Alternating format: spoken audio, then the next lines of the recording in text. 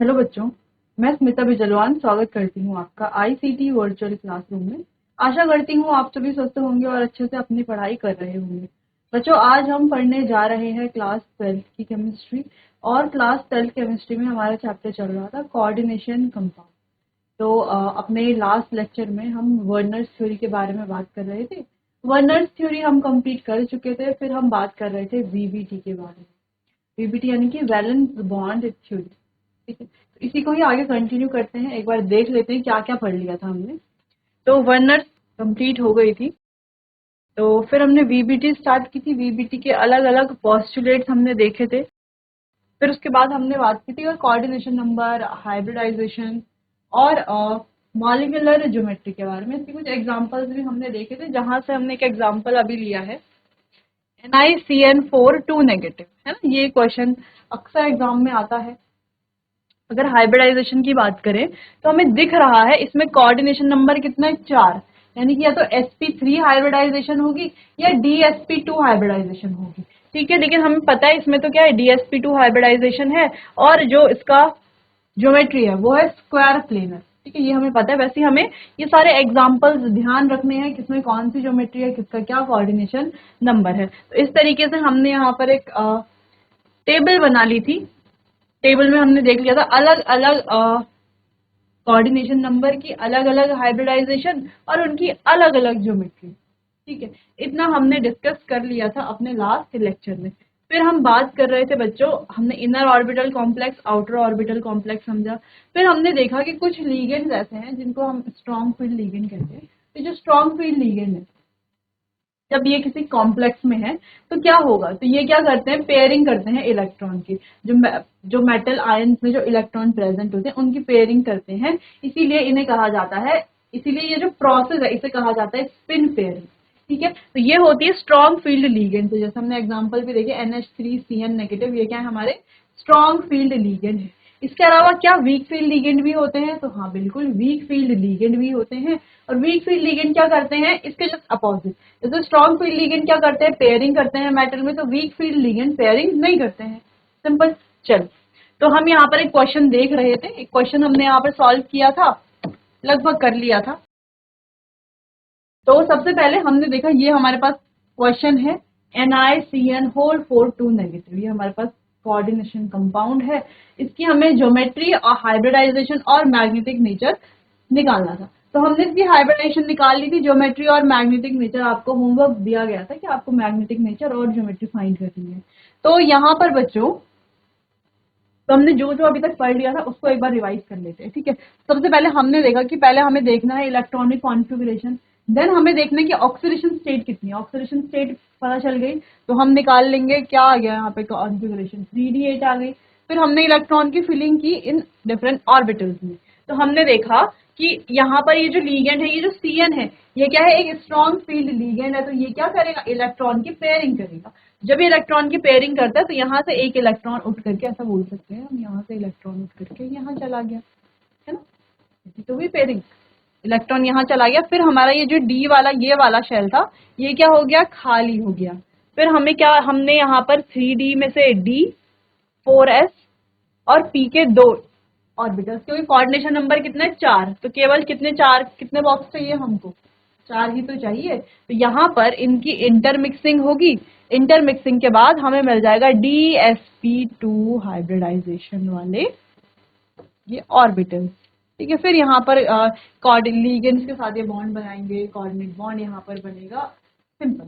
ठीक है, कैसे, जैसे हमारे पास CN है, वो आया तो एक इलेक्ट्रॉन उसने दिया यहाँ पर, तो इस तरीके से ये प्रोसेस होती है। ठीक है, तो वो प्रोसेस हमें नहीं देखनी क्योंकि वो तो हमें आती है। चलो, तो यहाँ पर हमने हाइब्रिडाइज, अगर हम ऐसे सिंपली देखें, अगर यहाँ पर देखें तो यहाँ पर देखने से क्या लगता है, केवल अगर हम ऊपर वाले पोर्शन को देखें और हमें ना पता होता कि ये स्ट्रॉन्ग फील्ड लीगेंड है, अगर ये वीक फील्ड लीगेंड होता तो यहाँ पर हाइब्रिडाइजेशन क्या आती, sp3, क्या आती हाइब्रिडाइजेशन, sp3। ठीक है, क्योंकि तब क्या होता, पेयरिंग नहीं होती। लेकिन यहाँ पर क्या है, स्ट्रॉन्ग फील्ड लीगेंड है, इसीलिए पेयरिंग हो रही है, हाइब्रिडाइजेशन आ रही है dsp2। क्लियर है, चलो इतना समझ में आ गया है। अच्छा, फिर हमने बात की कि हाइब्रिडाइजेशन तो निकाल ली, अब ज्योमेट्री फाइंड करनी है। तो ज्योमेट्री क्या होगी इसकी, तो देखो ये हमने बहुत अच्छे से वो जो टेबल अभी डिस्कस की थी ना, उस टेबल में ही तो पढ़ा था कि ये ज्योमेट्री किसकी होगी, जो DSP2 है ये किसकी होती है, स्क्वायर प्लेनर की।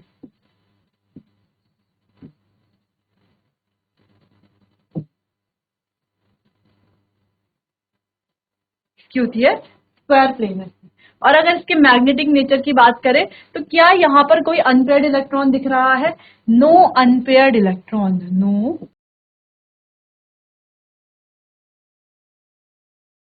Unpaired electron. जब कोई अनपेयर्ड इलेक्ट्रॉन ही नहीं है तो इसका नेचर कैसा होगा, डायामैग्नेटिक नेचर। ठीक है, तो क्या है ये,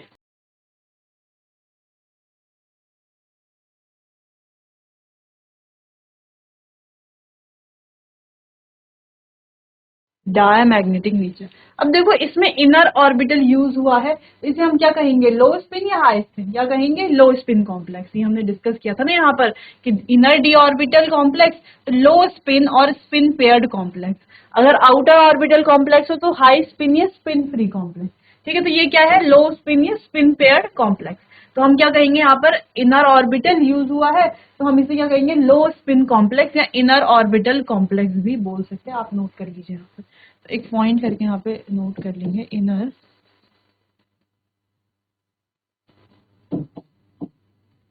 ऑर्बिटल कॉम्प्लेक्स। N-1D यूज हो रहे हैं ना, क्योंकि क्लियर है। चलो, तो इतना समझ में आ गया है, कोई कंफ्यूजन अब आपको नहीं होनी चाहिए, क्योंकि यहाँ पर जो जो इससे पूछा जा सकता था वो सब कुछ हमने यहाँ पर देख लिया है। बस आपको पता होना चाहिए स्ट्रॉन्ग फील्ड लिगेंड और वीक फील्ड लिगेंड। अच्छा, क्यों स्ट्रॉन्ग फील्ड लिगेंड पेयरिंग करते हैं, वीक फील्ड लिगेंड नहीं करते, उसके बारे में हम आगे डिस्कस करने वाले हैं। तो इतना आप नोट कीजिए। अगर आपने नोट नहीं किया है, कोई कंफ्यूजन है तो आप मुझसे पूछ सकते हैं, फिर नेक्स्ट क्वेश्चन करते हैं। ठीक है,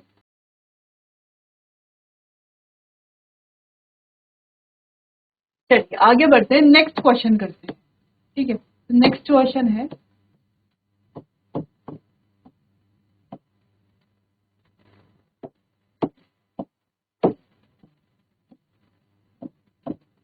चलिए तो ये क्वेश्चन है, एक बार आप इसे खुद से भी ट्राई कर लीजिए।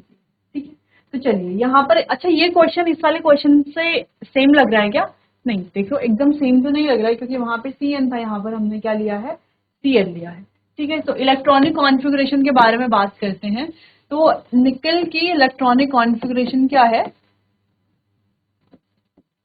3D8 4s2। ठीक, तो यहाँ पर अगर हम इसका ऑक्सीडेशन नंबर फाइंड करते हैं, ऑक्सीडेशन नंबर क्या है, X plus -1 × 4 is equals to -2। तो X यानी कि ऑक्सीडेशन नंबर कितना आ गया है निकल का, निकल का ऑक्सीडेशन नंबर कितना आ गया है, +2।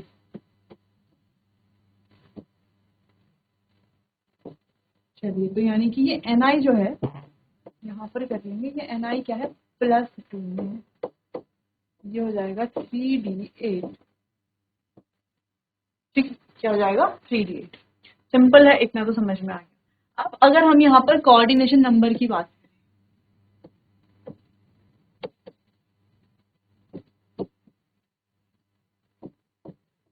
कोऑर्डिनेशन नंबर कितना है, 4 है। अब अगर हम Cl की बात करें तो Cl क्या है बच्चों, एक वीक फील्ड लीगेंड है। क्या है, वीक फील्ड लीगेंड।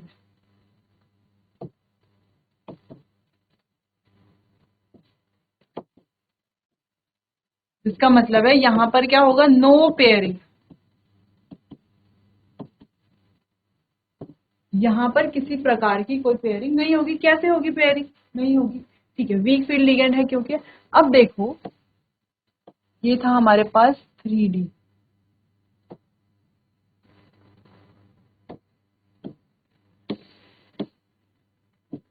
यह 3D,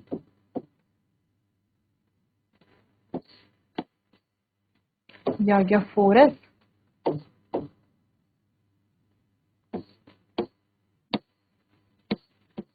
ये आ गया 4p। अब इलेक्ट्रॉन की अगर हम फिलिंग करते हैं, फिलिंग क्या करते हैं, इलेक्ट्रॉन की फिलिंग करेंगे तो 1 2 3 4 5 6 7 8। 8 इलेक्ट्रॉन हमने फिल कर लिए हैं। अब हमें पता है कि Cl क्या है, एक वीक फील्ड लिगेंड है। वीक फील्ड लिगेंड को शॉर्ट में लिखते हैं बच्चों WF। ऐसे यहाँ पर क्या था, स्ट्रॉन्ग फील्ड लिगेंड था, तो स्ट्रॉन्ग फील्ड लिगेंड को शॉर्ट में लिखते हैं SFL। ठीक है, तो अब आगे हम पूरा strong field ligand, weak field ligand ऐसे नहीं लिखेंगे। क्लियर है? चलो, तो यहाँ पर क्या किया हमने, यहाँ पर हमने देखा Cl क्या है, एक वीक फील्ड लिगेंड है। तो जब वीक फील्ड लिगेंड है तो यहाँ पर क्या होगा, कोई पेयरिंग नहीं होगी, है ना। तो यहाँ पर नो पेयरिंग, क्योंकि ये क्या है, एक वीक फील्ड लिगेंड है। इतना तो समझ में आ गया है। अब हम क्या करेंगे, जब यहाँ पर हाइब्रिडाइजेशन की बात आएगी तो क्या यूज करेंगे, 4s, क्योंकि कोऑर्डिनेशन नंबर कितना है, 4 है। इनकी ही क्या होगी, इंटरमिक्सिंग होगी। क्या होगी,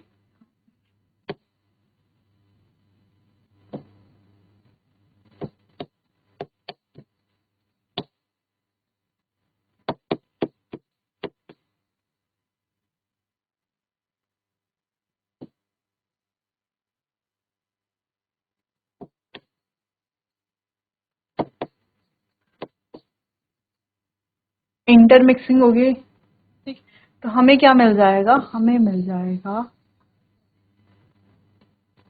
ये ऑर्बिटल। ठीक है, तो ये क्या है, sp3, हमें क्या मिल जाएंगे, sp3 ऑर्बिटल्स मिल जाएंगे। ठीक है, तो यहाँ पर Cl जो है इनके साथ बॉन्ड फॉर्म करेगा। कौन सा बॉन्ड, कोऑर्डिनेशन बॉन्ड ये इनके साथ फॉर्म करेगा। तो यहाँ पर इंटरमिक्सिंग होगी, sp3 हाइब्रिडाइजेशन आ गई। तो यहाँ पर अगर हम बोले हाइब्रिडाइजेशन क्या है,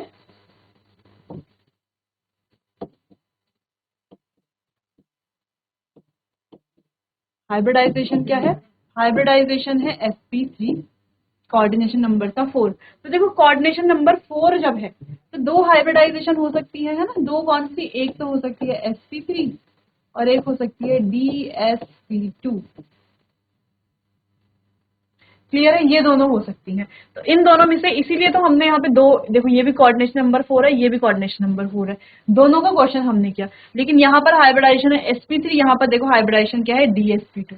ज्योमेट्री की बात करें, ज्योमेट्री की अगर हम बात करें,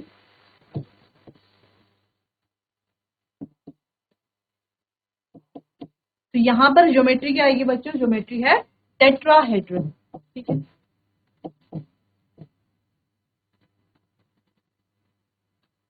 और अगर मैग्नेटिक नेचर की बात करें तो यहाँ पर हमें क्या दिख रहा है, यहाँ पर हमें दिख रहा है अनपेयर्ड इलेक्ट्रॉन। अनपेयर्ड इलेक्ट्रॉन, ये अनपेयर्ड इलेक्ट्रॉन क्या शो करता है कि ये कैसा है, पैरामैग्नेटिक इन नेचर।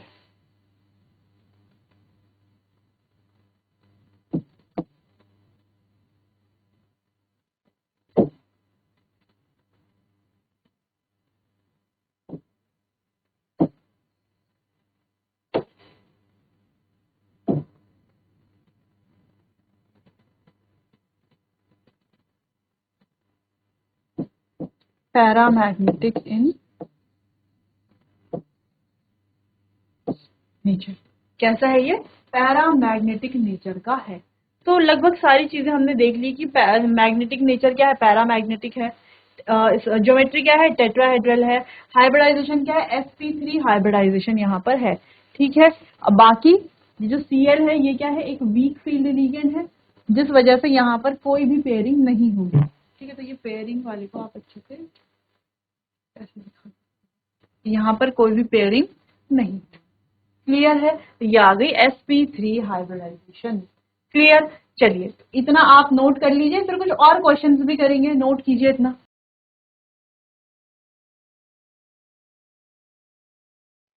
चलिए तो एक क्वेश्चन और करते हैं।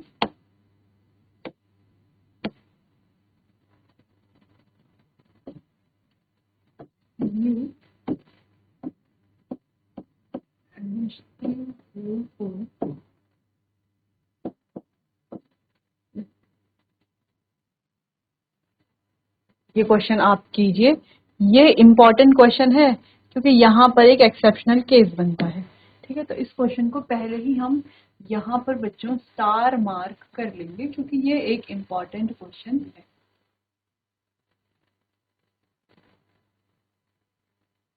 क्लियर? चलो स्टार मार्क कर लिए। अब आप यहाँ पर खुद ही देख लोगे कि यहाँ पर कैसे एक्सेप्शनल केस आ रहा है। चलो तो बात करते हैं, स्टार्ट करते हैं। तो यहाँ पर सबसे पहले कॉपर की अगर हम बात करें तो कॉपर का एटॉमिक नंबर है 29। तो यहाँ पर ये बन जाता है 3d10 4s, जो है ना कुछ बच्चे कहेंगे कि 3d9 4s। नहीं, क्या है, ये एक्सेप्शनल केस था, है ना। जब हम कॉन्फ़िगरेशन की बात कर रहे थे तो कॉपर क्या है, एक्सेप्शनल केस है कॉन्फ़िगरेशन में। ठीक है, क्यों? क्योंकि यहाँ पर जो फुली फिल्ड है वो ज्यादा स्टेबल होता है, इसीलिए यहाँ पर एस से एक इलेक्ट्रॉन किसमें आ जाता है, डी में। फुली फिल्ड ज्यादा स्टेबल है इस वजह से। ठीक है, चलो तो ये एक्सेप्शनल केस भी था, ये तो आपको वैसे भी याद रखना ही था पहले। यहाँ पर बच्चों ऑक्सीडेशन नंबर निकाल लेते हैं। तो x plus 0 into 4 is equal to +2, यानी कि x आ गया है कितना, +2। ऑक्सीडेशन नंबर कितना हो गया है, +2। कॉपर आ गया है +2 ऑक्सीडेशन स्टेट में। तो जब कॉपर +2 ऑक्सीडेशन स्टेट में है तो एक इलेक्ट्रॉन इससे चला जाएगा, एक इससे, तो क्या हो गया, 3d में हो गया 9 इलेक्ट्रॉन। ठीक है, क्लियर है। चलो आगे सॉल्व करते हैं, कुछ और चीजें देखते हैं यहाँ पर। जैसे कि हमें पहले से पता है कि NH3 क्या है।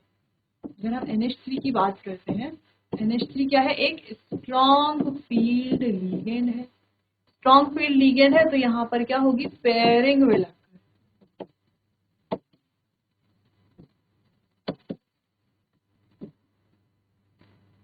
पेयरिंग होगी।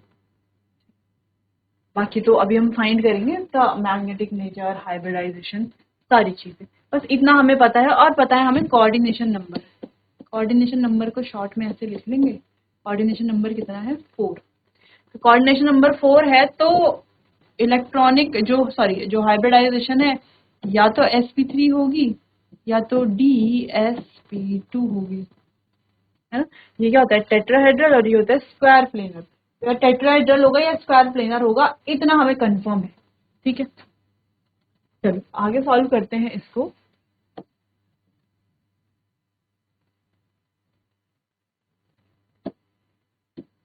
ये एक्सेप्शनल केस है तो आपको ध्यान से भी देखना पड़ेगा। ये हो गया हमारा 3d,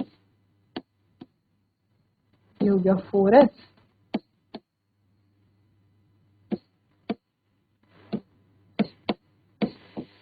ये हो गया 4p। 3d 4s और 4p, क्लियर है। चलो अब 3d में इलेक्ट्रॉन फिल करते हैं। कितने, 9 इलेक्ट्रॉन है, 1 2 3 4 5 6 7 8 और 9 इलेक्ट्रॉन फिल कर लिए हैं। अब NH3 क्या है, एक स्ट्रॉन्ग फील्ड लीगेंड है, जिसकी वजह से पेयरिंग यहाँ पर होनी थी। लेकिन कोई और इलेक्ट्रॉन तो है नहीं, पेयरिंग कैसे होगी, है, पेयरिंग तो होगी नहीं। तो क्या होना चाहिए था यहाँ पर, जो होना चाहिए था उसकी बात करते हैं, और जो हुआ है उसकी बात तब करेंगे। तो होना क्या चाहिए था, होना ये चाहिए था,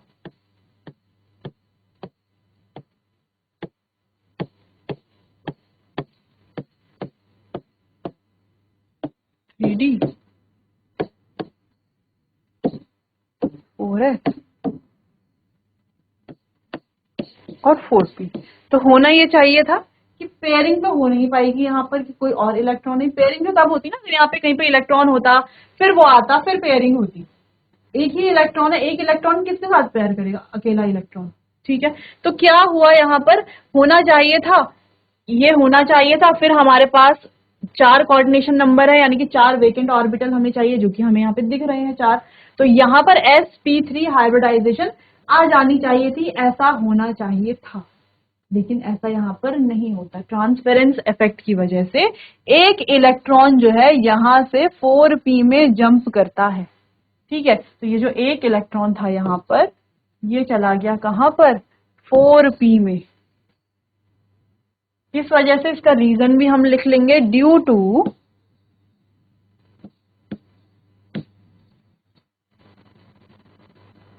repulsion by lone pair of NH3। ठीक है, NH3 के लोन पेयर के रिपल्शन की वजह से एक इलेक्ट्रॉन यहां से यहां चला गया। इसको कहा जाता है इसको क्या बोलते हैं बच्चों, ट्रांसफेरेंस इफेक्ट भी बोलते हैं। यहां पर लिख लेंगे,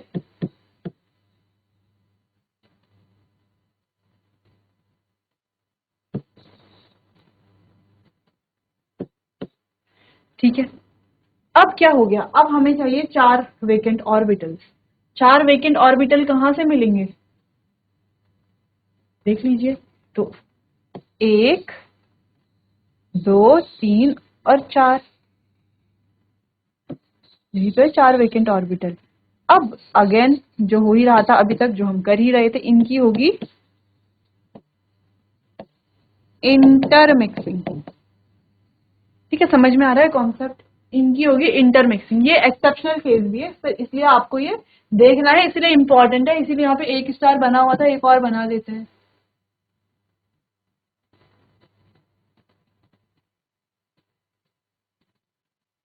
तो ये 2-2 स्टार इसीलिए बनाया है कि क्योंकि ये क्या है, एक एक्सेप्शनल केस है। ठीक है, तो ध्यान रखना है आपको एक्सेप्शनल केसेस को। चलिए, तो यहां पर ये क्या बनाते हैं, DsP2 हाइब्रिडाइजेशन। यहाँ पे हाइब्रिडाइजेशन ही बिल्कुल अलग आ जाती है। ठीक है, तो ये बना रहे हैं क्या, DsP2।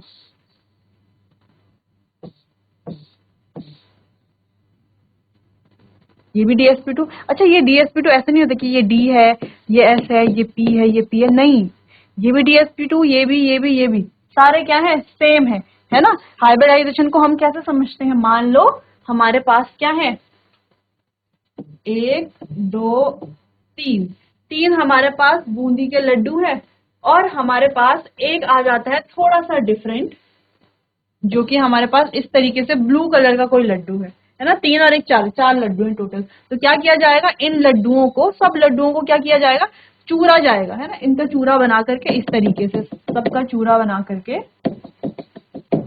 इनको मिक्स करके, सबको मिक्स करके फिर 4 अलग अलग लड्डू बनाए जाएंगे। तो उन जो 4 लड्डू बनेंगे बच्चों, उन चारों लड्डुओं में क्या होगा, ऐसा हम समझ सकते हैं ना कि ये वाला भी होगा और ये वाला भी होगा, यानी कि इन सब से मिक्स होकर के ये बन रहे होंगे इस तरीके से।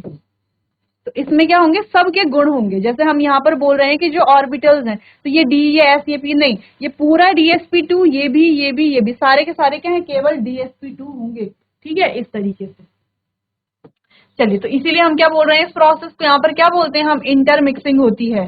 क्लियर है। चलिए, तो अब आगे बढ़ते हैं, इसी को आगे बढ़ाते हैं। तो यहाँ पर हमने देखा हाइब्रिडाइजेशन क्या आई,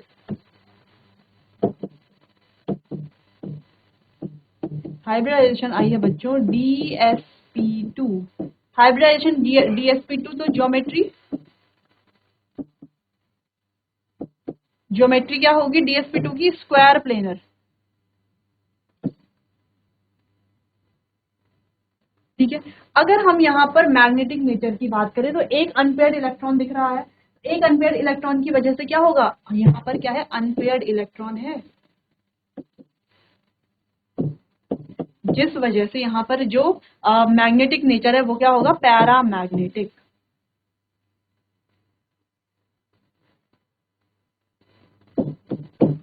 पैरामैग्नेटिक इन नेचर, कैसा है ये, पैरामैग्नेटिक है। तो यहाँ पर एक्सेप्शन है, आपको याद रखना है। एक्सपेक्टेड जो हाइब्रिडाइजेशन थी वो थी sp3, लेकिन एक्सपेक्टेड हाइब्रिडाइजेशन यहाँ पर नहीं होती है। यहाँ पर एक अलग हाइब्रिडाइजेशन आ जाती है जो कि है DsP2। अब ये कैसे आई, ये हमने यहाँ पर डिस्कस कर लिया है, इसे आप अब नोट कर लीजिए।